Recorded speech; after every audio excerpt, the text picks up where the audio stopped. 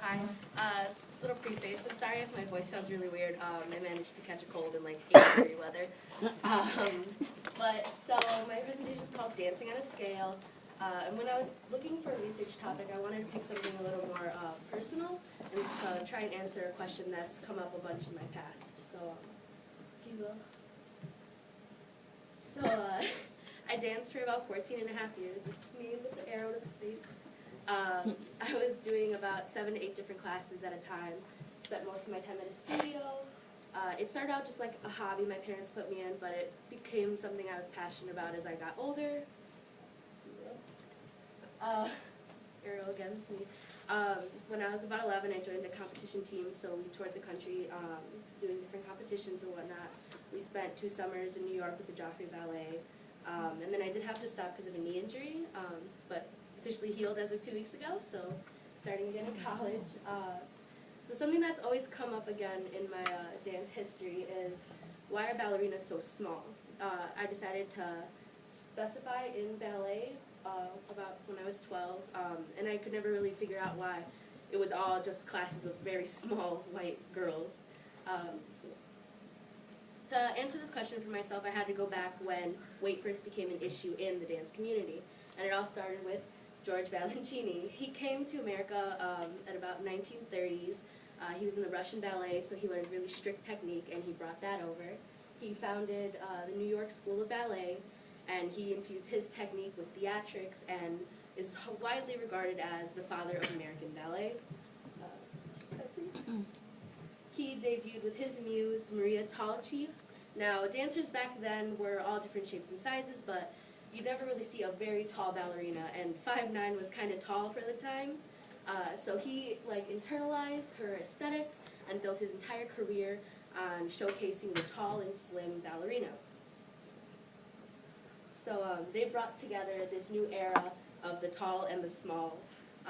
This elegance brought a whole new era. People began training in his technique.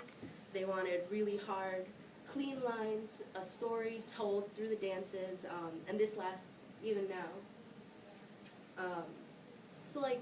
A lot of trends come and go with the times, but I could never figure out why this specific trend stuck till now. But dancing is a highly competitive, highly pressured, and physical activity. Jobs started going to the smaller girls, the taller ones with shorter stomachs and longer legs, and it became a fight for survival within the dance community. Everyone now had this ideal Balanchine body ideas, and it was becoming harder and harder for ballerinas of different shapes and sizes to find work. Dancers tended to be thin just because of their active lifestyles, but it wasn't really until he came along that the body ideal started shifting.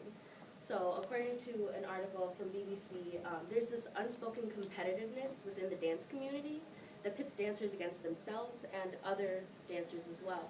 And it changes this activity from like a communal, fun thing to something that's really hard, and they really fight with each other for the spots.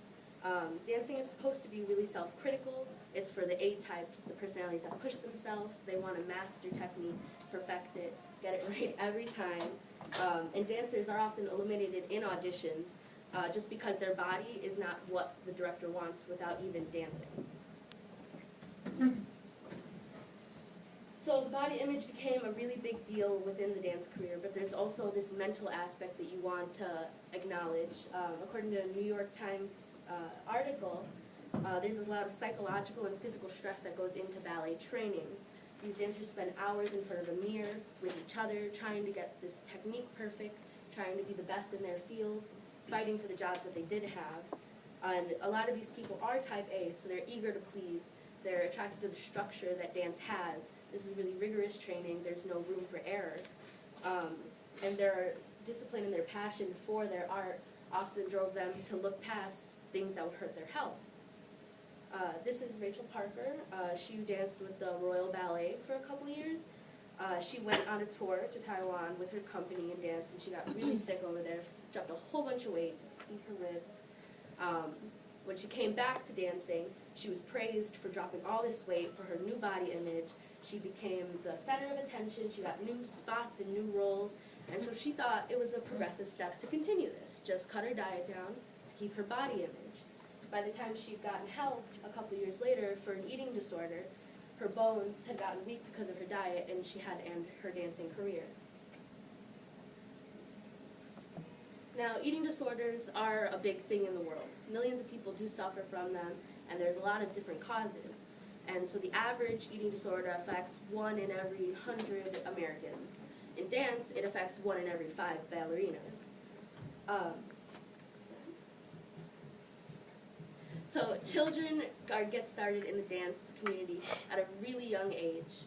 Studies show that children express issues with their body and worries about being fat around age 6. Dancers usually start their hard level training around age 7. So children come into this extremely impressionable and are faced with these body images that the older ballerinas are carrying on into the generation. Now, today in the modern age, we're not all about getting everything perfect and in line. There are new dancers like Missy Copeland. She's breaking all the stereotypes of ballerinas having to be lean and small. She's introducing the new idea of we can be big with muscle and we can still dance. But I think it's really important for people to try and realize that skill and your body image aren't necessarily synonymous at this point in time. A lot of dancers just cut back a couple meals thinking they can maintain a body image and end up really hurting themselves. We've lost hundreds of ballerinas and dancers because of these things, and they don't realize until it's too late. Dancers have had to cut their careers short. They've lost their lives because of these things, and a lot of dancers don't want to talk about this. They don't want to acknowledge that this is a problem. The older ballerinas brush it off as something they did in the past. The new ones think it's just a couple of cutting meals, and no one ever really stops it until it's too late. So now, even though we're more modernized and dancing is taking a bunch of different avenues and changing their perspective, there's still a stigma that ballerinas have to be small in order to be successful. But as you can see, that's no longer the case, and we should just be telling these kids that there's more than just having to be small to be successful.